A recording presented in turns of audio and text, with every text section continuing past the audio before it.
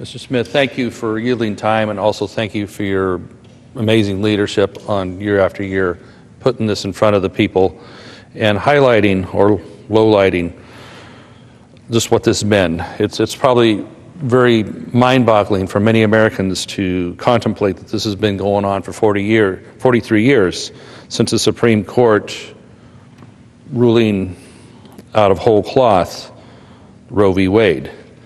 And it must be very mind-boggling when we remind Americans that at this time, over 57 million abortions have been performed since that. We know that over 7 million have been performed by Planned Parenthood.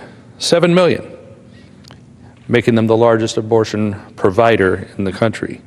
Yet you would hear Planned Parenthood argue that it's a tiny part of what they provide as far as what they might deem women's health services. If it's such a minor part of what they do, then maybe they ought not be demanding and asking for government funding. And indeed, that was taken care of this week in the measure that was sent to the president's desk. We will see what the president decides to do with that. With Planned Parenthood providing 323,000 abortions just in 2014 and receiving $550 million in taxpayer funding, we see that this is a wrong that mind-boggling to most Americans as well. With the sending of that bill to the president, it's going to make a strong statement that this House and this Senate can take action on something that many people, when they pay attention, find this to be quite abhorrent. Instead, there's alternatives out there. This legislation has provided that will allow women's health to be funded and taken care of at many other centers. Even Planned Parenthood could participate if they choose at some point to not be an abortion provider.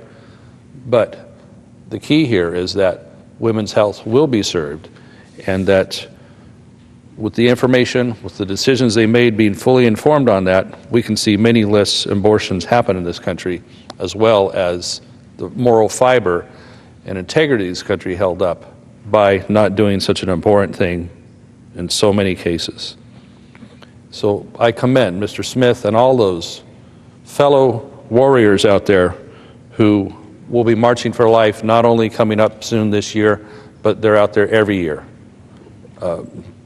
battling for the cause to turn America back around to a place that's a little more moral and actually does care about women and their health and their mental well-being when this decision has been put upon them.